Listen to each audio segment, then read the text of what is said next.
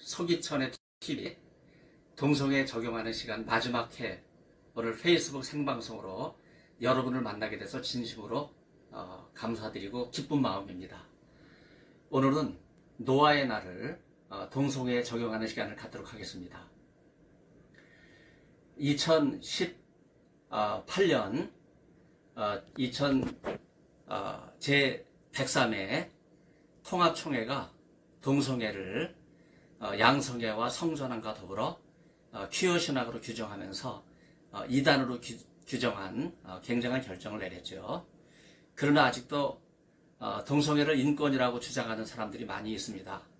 또 사회적 성과 트랜스젠더 또 성정체성으로 의사가 결정해주는 그런 성으로 이해하고 신앙으로 그것을 문제 삼지 않는 그런 시대가 되고 있습니다. 이거는 새로운 얘기가 아니고요. 이미 그리스 신화에서부터 인간의 욕망에 사로잡힌 동성애와 성전환이 가득 차 있는 것을 여러분 조금만 기울이면 자녀들이 왜 그리스 로마 신화를 좋아하는지를 이해하게 됩니다. 심지어 아리스토파네스의 비극문학인 리시스트라테 그 비극문학을 보면 여인들이 전쟁을 막기 위해서 남편에 맞서서 오늘날 흔히 이야기하는 아주 일반적인 용어죠. 성적 혁명을 일으키는데 도대체 무슨 일이 있었나? 여러분 직접 확인해 보십시오. 남자 때문에 전쟁이 일어난다 그래서 아내들이, 여성들이 남편을 살해하는 이런 일이 비극문학으로 나타나 있습니다. 예를 들면 렘노스라고 하는 섬에 모든 아내들이 다 짜고서 자기 남편들을 살해해버립니다.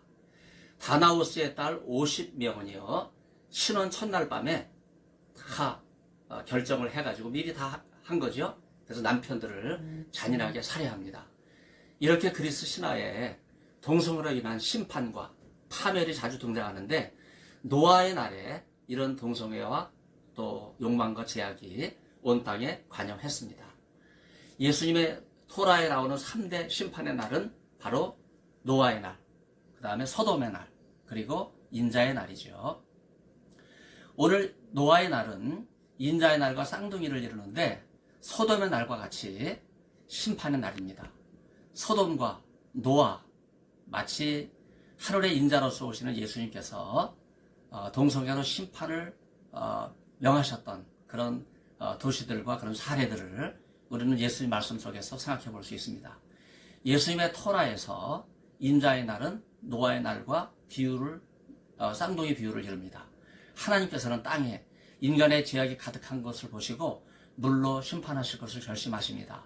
노아의 날에 가득한 것은 동성애가 만연된 죄 때문입니다. 노아는 산 꼭대기에 방주를 지으라 하나님 말씀을 붙들고 철저하게 나가는데 이것을 보고 구약성경은요, 그가 하나님과 동행했다 하는 말씀을 하고 있어요. 하나님과 동행하는 삶은 구체적으로 무엇입니까? 하나님 말씀 하나라도 붙들고 끝까지 사는 삶, 바로 그것이 하나님과 동행하는 삶입니다. 마태복음의 백부장 이야기, 직접 예수님께 나아가 하인의 병을 고친 이야기를 통해서 우리가 유심히 들어야 될 한마디가 있는데, 한 말씀만 하시면 하인이 낫겠나이다. 여기서 한 말씀만 하는 헬라어 모노로고스라고 하는 이 예수님의 한 말씀이 기적을 일으킨 것입니다. 그야말로 믿음의 놀라운 표현입니다. 이 표현을 예수님께서는 귀하게 들으시고 이스라엘 백성 가운데 이만한 믿음을 본 적이 없다, 그렇게 말씀하실 정도입니다. 그래서 그 하인은 마치 백부장이 간청하는 그 순간 예수님께서 허락하실 때 리모트컨으로 조정하는 것처럼 고침을 받습니다. 노아의 날의 사람들은 동성끼리 장가가고 시집가는 일을 했어요. 우리말은 장가는 남자, 여자는 시집가는 일로 되어 있지만 헬라어 원문을 보면요, 다 남성 명사의 표현입니다. 분사 형태인데 남성끼리의 능동적 결혼과 남성끼리의 수동적 결혼을 장가가고 시집가는 일로 그렇게 우리말은 번역을 해놨습니다.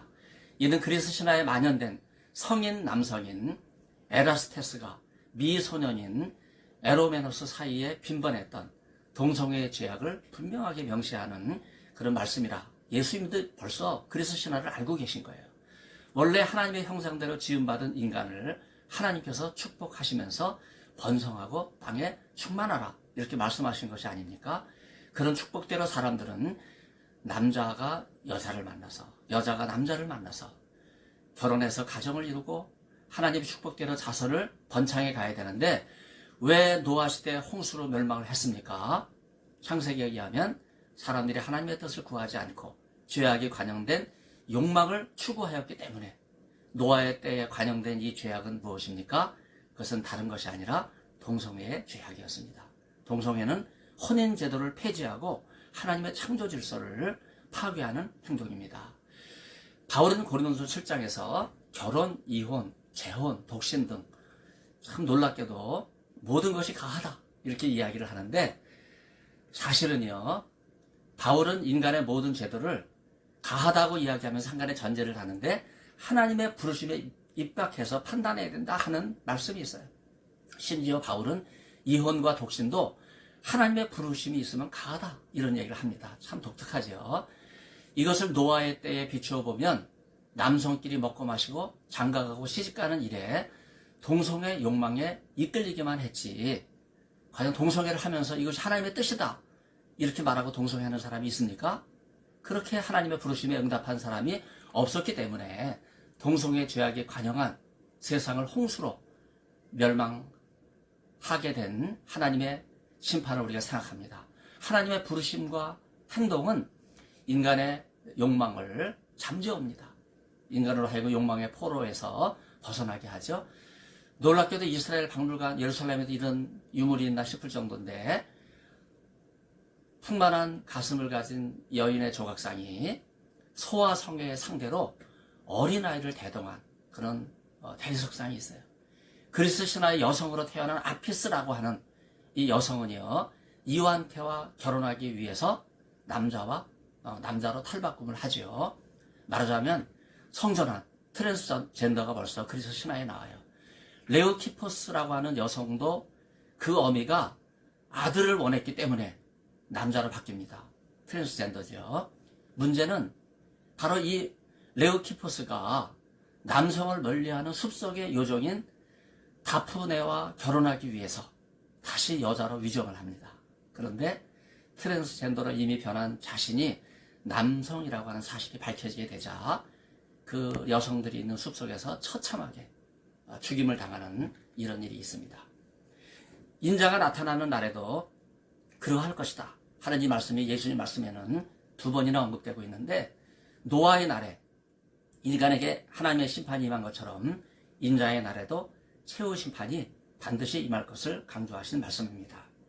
노아의 8식구는 홍수의 심판을 면할 수 있었고 암수 2쌍 혹은 7쌍도 구원을 받을 수 있었는데 어떻게 이렇게 동성애 가득한 소돔성에서 예외가 가능할 수 있었을까요? 노아가 하나님 말씀에 순종하면서 방주를 지었기 때문입니다.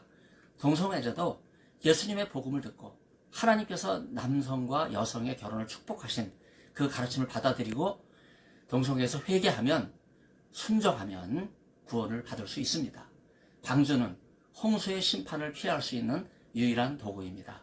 하나님께서 말씀에 순종한 단 한 사람, 곧 노아의 철저한 순종을 보시고 많은 피조물까지 구원하신 거 여러분 기억하시죠?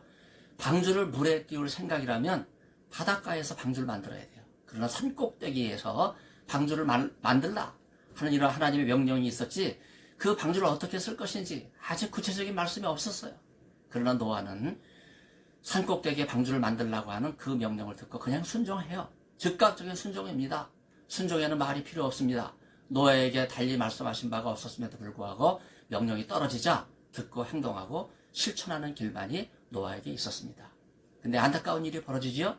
예수님 말씀에 의해서 우리가 확인해 볼 수 있는데 창세기의 구체적인 내용이 나오지만 노아가 방주에 들어가는 날까지 죄악에 관영된 세상은 죄와 더불어 먹고 마시면서 장가가고 시집가는 일에만 몰두했었는데 바로 이것이 앞에 제가 이야기했던 것처럼 고대에 만연된 향연과 동성애의 죄악에 열중하였던 노아 시대의 사람들의 모습입니다.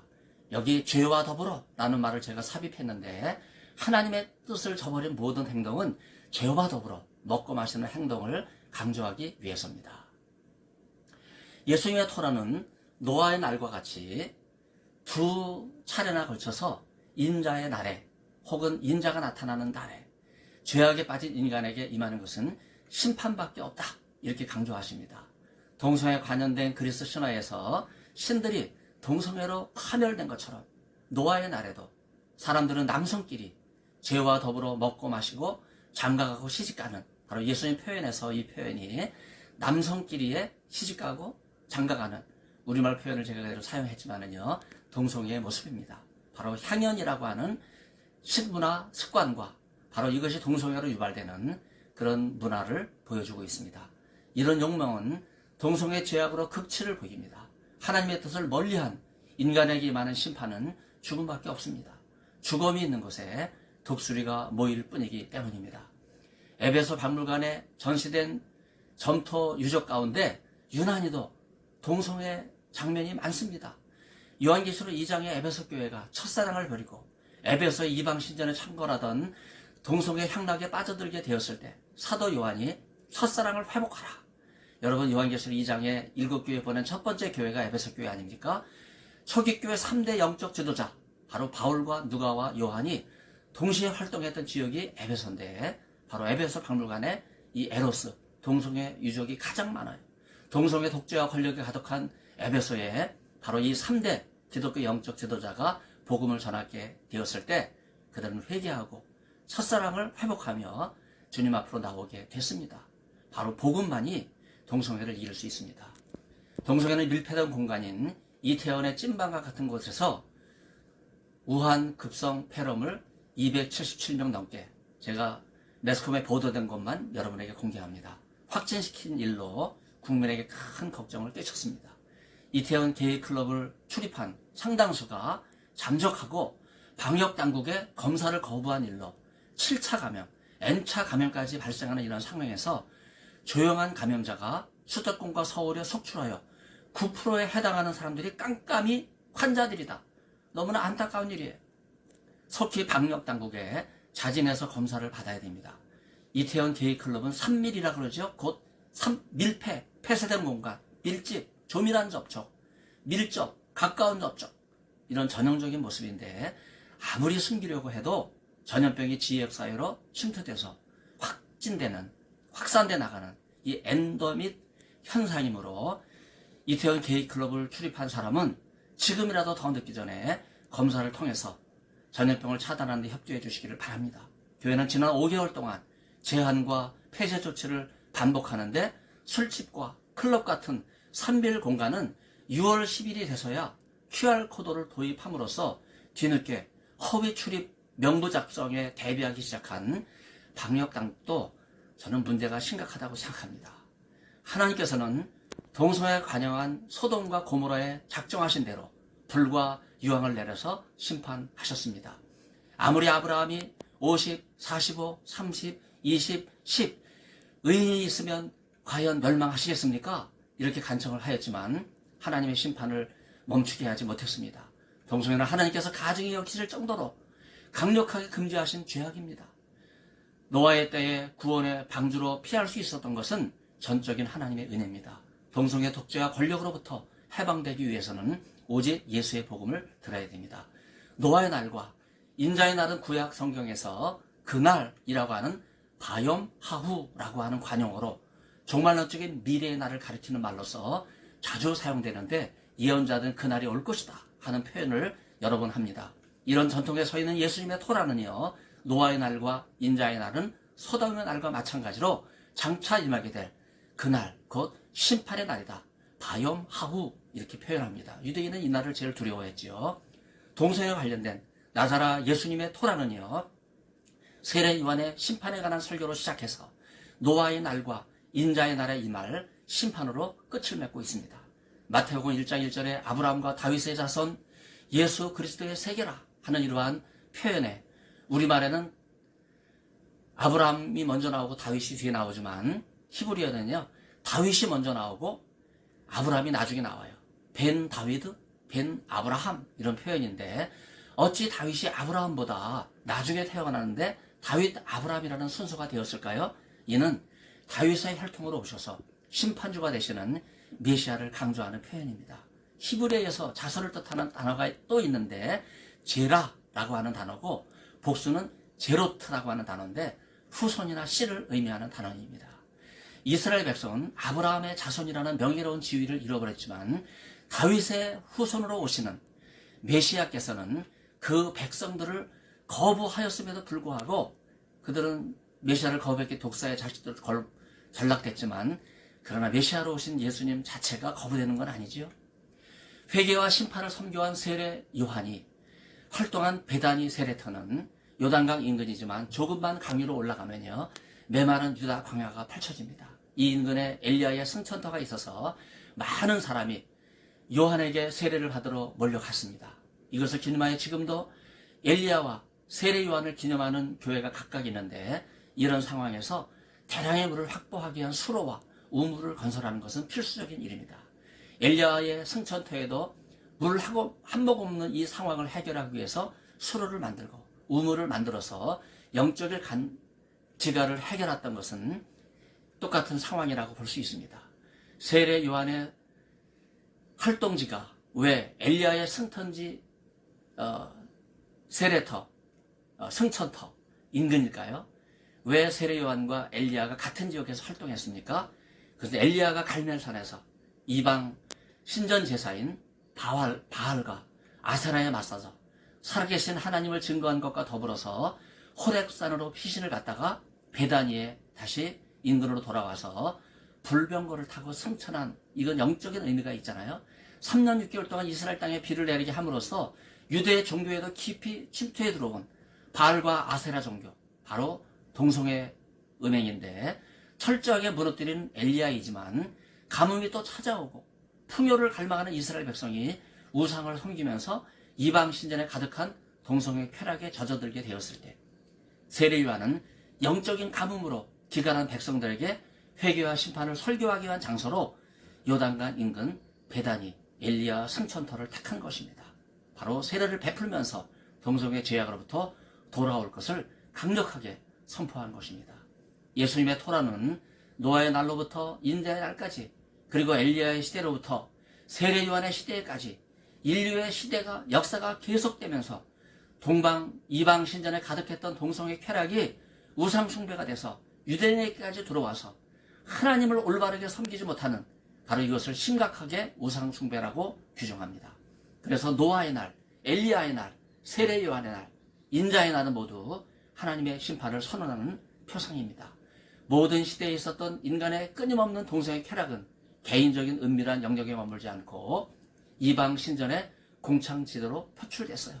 오늘날도 동성애는 동성애 독재와 동성애 권력에 편승해서 나이트클럽과 찐방으로 표출되고 도시마다 괴상한 퀴어 광란 축제를 통해서 청소년을 해치고 있어요. 이런 동성애는 하나님의 창조 원리를 거부하는 것이기 때문에 하나님께서는 소돔과 고모라의 날에 노아의 날에 보란듯이 심판을 하신 것입니다. 왜 하나님께서 남자와 여자를 창조하시고 그 둘이 부모를 떠나서 가정을 이루시고 축복하시는 지극히 자연스러운 아름다움을 거역하고 남자가 남자와 더불어 여자가 여자와 더불어 정욕에 이끌려서 동성애 죄악된 길로 들어서서 떠날 줄 모르는 것입니까? 일부 신앙인들도 이런 일에 인권이라고 동조하면서 신앙을 저버리고 교회를 무너뜨리는 일에 몰두하고 있습니까? 나사렛 예수님께서 탄식하신 것처럼 이 악한 세상에서 믿는 일을 찾기가 참으로 어려운 시대가 되었습니다. 제가 쓴 나사라 예수의 토라라고 하는 책에서 강조하는 동성애 관련된 예수 말씀은요, 동성애 독재로 시작해서 동성애 권력으로 끝을 맞추고 있다고 해도 과언이 아닙니다. 동성애를 소수 지식층의 비밀스러운 쾌락으로 여기다가 이방 신전제사의 공창 제대로 끌어들인 것 못지않게 오늘날 거리의 광란짓을 통해서 소아 성애를 부추기고 성착취의 가해자가 또 피해자가 미성년자로 탈바꿈된 이러한 상황, 여러분 이거 누가 만들어낸 것입니까? 가히 소돔과 고모라의 동성애 타락 이상이 바로 오늘 우리가 살아가는 시대입니다. 소돔의 날이 심판의 날인 것처럼 인자의 날과 노아의 날도 심판의 날입니다. 예수님의 토라는 먹고 마시며 이런 표현을 통해서 당시의 식습관이 심포지움의 형식을 지적하시면서 이것이 단순한 향연이 아니다 이렇게 말씀합니다. 여러분 플라톤의 대열학에 향연이라고 하는 게 나오죠. 바로 그 일부분 가운데 소크라테스의 에로스 편을 여러분 제가 여러 번 말씀드렸습니다. 그리스 문학에 만연된 동성애가 로마 문화에까지 깊이 침투해 들어온 것을 바로 예수님은 다 알고 경계하시고 예수님은 식탁교제를 통해서 건전한 복음의 문화를 확산시켰어요. 예수님의 토라는 한 걸음 더 나아가서 장가들고 시집가는 일을 언급하면서 이것은 단순한 결혼 풍습이 아니라 남녀끼리의 성행위를 공공연히 인정하던 그리스 로마의 문화를 비판하신 것입니다. 이렇게 인간은 동성애의 쾌락과 욕망에 이끌려서 하나님께서 원하시는 길을 떠나 죄악의 길로 들어서면서 바로 플라톤의 향연과 또 에로스의 동성애에 허우적거리면서 삶의 모든 것을 여지없이 무너뜨렸습니다. 그럼에도 불구하고 이런 인간을 나자라 예수님께서는 포기하지 않으십니다. 오직 예수님의 복음만이 동성애에 빠진 인간을 건져낼 수 있습니다. 향연과 동성애 쾌락을 이기는 길은 오직 예수님의 말씀밖에 없습니다. 이 책 머릿말에서 강조한 바와 같이 예수님의 토라는 단순한 율법을 의미하는 것이 아니라 말씀과 행위를 동시에 의미하는 디브레이, 바로 행함의 실천을 가리킵니다. 곧 디브레이는 예수님의 말씀을 듣고 실천하는 삶을 일깨워주는 사랑의 실천을 요구하는 말씀입니다. 복음의 말씀을 듣고 실천하는 길만이 동성애를 이기게 할 수 있습니다. 오늘 귀한 일에 생방송으로 경청해 주신 여러분 진심으로 감사를 드립니다. 하나님의 은혜가 한국교회와 세계 모든 교회에 함께 하시기를 간절히 기원합니다. 진심으로 감사드립니다.